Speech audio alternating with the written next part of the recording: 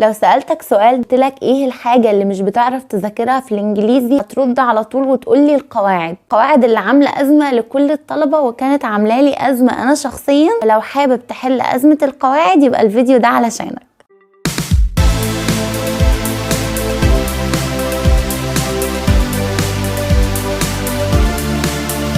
السلام عليكم ورحمة الله وبركاته. ازيكم عاملين ايه حبايبي الطلبة؟ اتمنى تكونوا بخير واهلا بيكم في قناتي، المكان الوحيد اللي هيساعدك تحب نفسك وتطورها وتنجح على المستوى المهني والاجتماعي. زي ما شفت في اول الفيديو هنتكلم النهاردة على الجرامر اللي عامل عقدة لكل الطلبة تقريبا، وكان عامل لي عقدة انا شخصيا لما كنت طالب. علشان ما طولش عليك كتير وتسمع الفيديو وتقوم تذاكر، انا هقولك حاجة.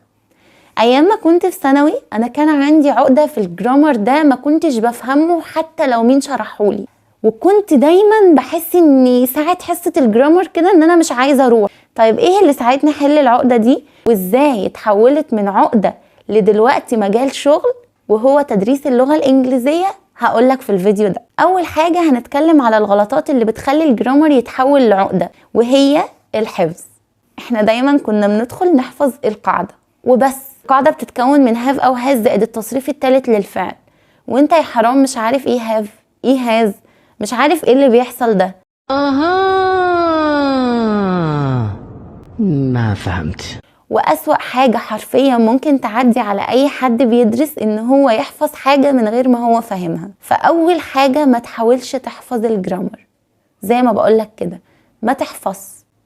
افهم الأول الجرامر ده ايه، وافهم القاعدة، وتلقائيا هتلاقي نفسك بتطبق من غير حفظ. تاني غلطة كنت بعملها ان انا كنت بحس ان الناس كلها فاهمين وانا لأ، فده كان بيديني انطباع جوايا ان انا غبية وان المشكلة عندي انا. والمشكلة ما كانتش عندي خالص، المشكلة ان الجرامر كان بينفع مع الطلبة اللي بيعرفوا يحفظوا، فلما هما بيبقوا حافظين بيعرفوا يحلوا، وانا عشان مش بعرف احفظ من غير فهم فكنت بحس ان ايه ده، فكنت بتعقد بزيادة. فما تقارنش مستواك بمستوى حد، خليك مركز في نفسك وبس. تالت غلطة عدم التطبيق. ما كنتش بعرف اطبق على القاعدة لاني طبيعي مش فاهماها ومش عارفة احفظها، فكنت بعتبر ان التطبيق ده حاجة مستحيل اعملها ومستحيل هوصل للمرحلة دي. مع ان انت لو قرأت الاسئلة حتى قبل ما تركز في القاعدة هيديك نقاط مهمة في دماغك المفروض تركز عليها وانت بتذاكر القاعدة. فجرب تقرأ الأسئلة حتى لو انت مش فاهم القاعدة، هتساعدك ان انت تفهم. رابع غلطة، ما كنتش بهتم خالص باستخدامات الزمن.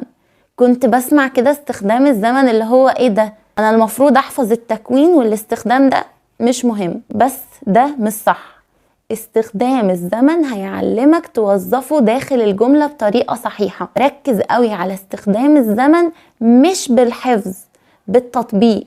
دايما بتلاقي كل كتاب مديك استخدام الزمن وتحتها مثال على التطبيق ده، فجرب تقرأ المثال بتركيز وتشوف هو عمل ايه جوه الجملة علشان يجيب الزمن صح. اخر مشكلة كانت بتواجهني ان انا لما اجي احل جرامر كنت ابص في السؤال افتكر قواعد المنهج كله ومعرفش اختار من انهي واحدة فيهم، فلما تيجي تحل ما تفكرش في قواعد المنهج كله، في جوه السؤال كلمة واحدة اللي هي الكي وورد، الكلمة المفتاحية اللي بتقولك ركز على الزمن ده.